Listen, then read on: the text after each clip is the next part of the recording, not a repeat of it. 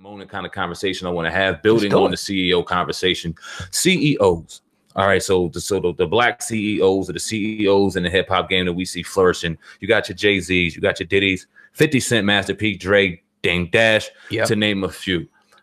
Young entrepreneurs that we are, building entrepreneurs that we are. What blueprint do you best take in your conquest, in your pursuit in being a CEO and a mogul and a billionaire? What blueprint do you see better? Which one would you rather emulate? Jay-Z, Diddy, 50 Cent, Master P, Dre, or Dame Dash? Out of those pools, which one do you know what I mean, idolize most, and which one do you want to use blueprint to, you know what I mean, move forward with your business? I like the Rockefeller blueprint. When I'm going to clarify, the Rockefeller, blueprint is remaining, and more so the Dame Dash. I'm not saying that I'm picking Dame Dash over Jay-Z as a businessman, but I'm saying like more so the Dame Dash in that aspect of always remaining in control, of your company, never giving up that control of your company. And this is, what I want to maintain, through, and not to say that at some point you want to sell your company and start a new one, but make sure the price is right. But, I like the way, Dame Dash moves, as far as business. And, again. So you take Dame Dash over all. You take Dame Dash over Jay-Z, Diddy, 50, Master P, and Dre. That's Dame Dash would be your number one. No, I'm not. No, I'm just saying the Rockefeller. Okay. Blueprint. So that being said, when I say let me clarify the Rockefeller blueprint, how they came into the game with their own money. Yeah. You know what I mean? They did their own thing. They was with Def Jam, but they had more so of a partnership with Def Jam as opposed to them, working for Def Jam. Now, so you would take a little bit of Jay and a little bit of Dame. Pretty much. Do you agree with the split? Do you think it was the right move for both parties? Do you agree with how it was done? Well, first, to answer that one, do you agree with the split? Do you think it was the right move on their part to just say, we're no longer going to do business together? Jay-Z, you have your you know what I mean, legendary pilot that you got going on. Dame, I'm going to continue to do what I do and build this brand like I got it going on. What do you think about that? Do you think it was the right thing? In hindsight, I think, if they would have stayed together, it could have been more powerful. I think they probably should have, definitely stayed together, because they really could have had, and that's even like with like Murder Inc. and different people and the Rough Riders and all them groups that was together. Yeah. It really could have been something. We could have had our publishing house. We could have had our distribution, company, that we own, and we had to say so, over. But, as it goes, and then here's the thing, like, because with the Dame Dash situation, people are going to say, if I do pick Dame Dash, they're going to say, oh, well, Dame Dash, is worth negative this. But one thing we got to understand, though, Dame Dash done already went through like 300 million. Remember, him and Jay, they was all partners when they made the money. So he already reached the apex. Now, of course, Jay-Z's damn near a billionaire now, so that's a little bit different. And people have their criticisms of how he got there and everything. So, Dame did it too. He got damn near close. I mean, he had partners, but you got to give him his credit, and he still has other ventures out there too. So, right, definitely.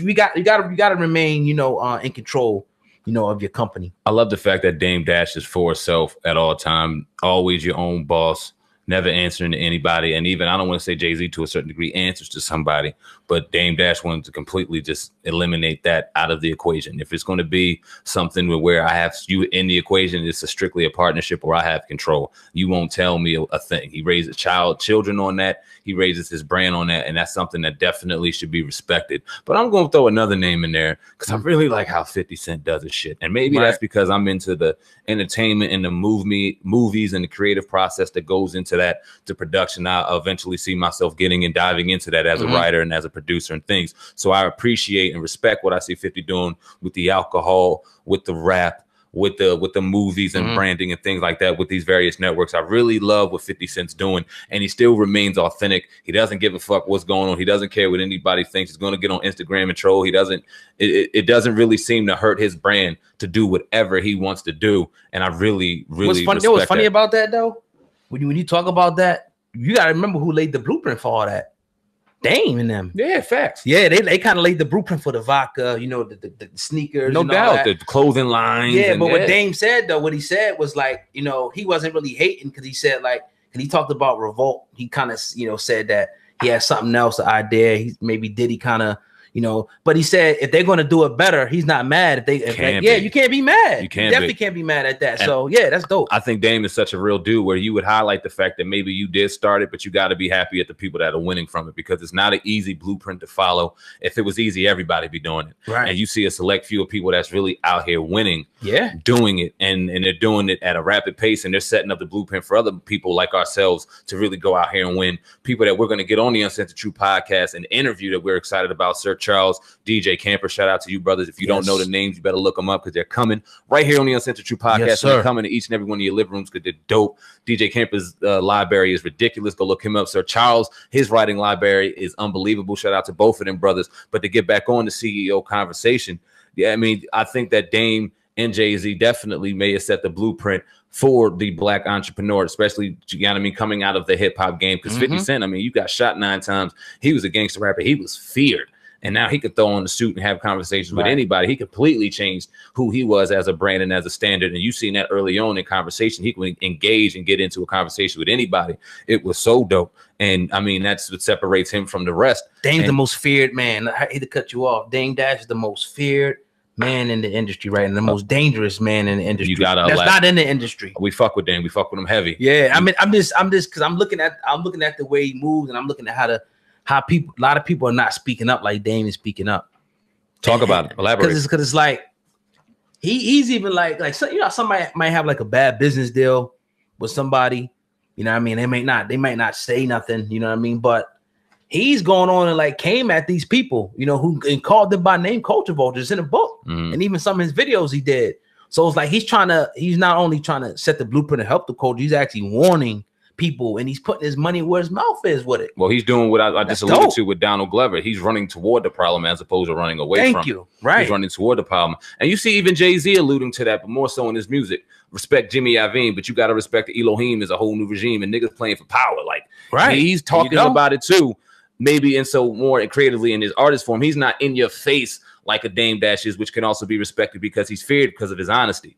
He's not afraid to be the asshole. He's not afraid to put his authenticity and his honesty on the table for you to accept it or deny it. He doesn't care. And there comes a certain power and danger, and people in higher power don't want to see that, especially from a darker skinned color or person of color. They don't want to see a fearless dude because they've historically, systematically controlled us off of fear. We talked about that and the power of just how even Nat Turner and the evolution of that, and how we talked about that and how they got us with the Bible and little things. We could get into deep conversation, but when you see a dude, the alpha male, how we're supposed to walk around, say, nah, I'm going to go through you. I'm not going to sit there and walk beside you. I'm above you. Why would I sit there and go side by side with somebody more superior than? I'm not going to do it. And he is unapologetically go out there and do it. And maybe that's why he gets a lot of the when you see him put on the media, you see the -2 million, or you see the stuff, not really understanding the power even becomes behind that. Go buy the Culture Vulture book right now. No, we both got it. I got to dig into it. Dame Dash is an animal, man. We would love to have him on the Uncensored Truth podcast. Yeah, and who want to pay taxes? And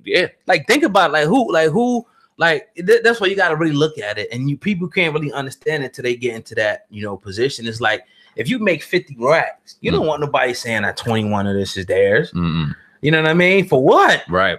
So you want to say, so as a businessman, and this is kind of touching around what Dame explains a little bit. And I mean, he has his own words. You got to get the book. Yeah. You know what I mean? It's like all my money is funneling into my business. I ain't got money for taxes.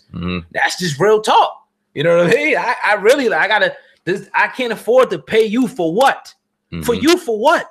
What am I giving you 21% of my fucking money for? For what? You can't justify, and we getting killed, we getting shot down in the street and shit. Like, come on, you got to be crazy. So it's just like, yo, and that's another reason why I think Jay-Z may have got away from him. That's a whole nother topic, is because he was too fearless, and he didn't want to be beside a man like that trying to go forward in the corporate world anymore. Well, it just won't work. It hurts the brand, and maybe Jay-Z seen a different blueprint than Dame Dash did, and I'm sure that was a lot of the reason why they split up. And you can't blame Jay-Z for that. A lot of people inquired at how they move in different. Like I'm necessarily not the most outbursting the person that's gonna be blah blah blah blah blah. But underneath the scene, it's an assassin under there really making moves and doing it a different way. There's many ways to win a chess game. You know what I mean? There's so many ways you can move and to achieve your objective. So no one is right or wrong in either one of their perspective. It's just a shame that we couldn't see them both coincide, and we couldn't see Jay-Z maybe fall back. but not completely give away all the magic that could have happened with these two from a business perspective. Because imagine these two coming together now. Yeah, you're going to disagree. They're going to disagree like a motherfucker. That'd be dope. It'd be some arguments happening in those boardrooms, but the end result would be dope. Yeah. Dope. Yeah, definitely, man. But you're listening to the Uncensored Truth podcast with Brother Old God and Sam Ant. Man, it's been a beautiful, beautiful, beautiful podcast once again. We want y'all to go into the description box and make sure y'all go to the playlist and check it out. Hit the like button for me and make sure you share this video. I want to give a shout out to my man Darren Marion over there at Darren's Coffee right now. The description will be, the link will be in the description box. A little back with them. Go ahead, bro. Yeah, man. I want to give a shout out to Nico, Baby Boy 120 for life. If you don't know the movement, you better ask somebody. We got some big shit coming soon. My girl Vanessa, my brother Angel over at One Love Tattoo, 710 East Landis Ave in Vineland. They have an official opening date. May 11th. It is going down. 2018. One Love Tattoo Art Gallery will be open. We're going live from the art gallery on Friday. This Friday, to be exact. We're going to shoot our podcast there. We're going to have a live hip hop conversation. There's been many hip hop names that went through the art gallery already. We'll let them talk about that. Real dope people, dope energy. We'll be shooting there probably on the weekly, man. We're going to set up a real good relationship over there, but we're excited about that. Shout out to my family over there at One Love Tattoo. Yeah. Make sure y'all go up top and hit that like button on the Uncensored Truth podcast, Viral Hip Hop News Uncensored. The official YouTube page is coming real soon. We're going to do some dangerous things out here, man. Haters beware. Yes, we sir. win it. We out. Peace. Peace.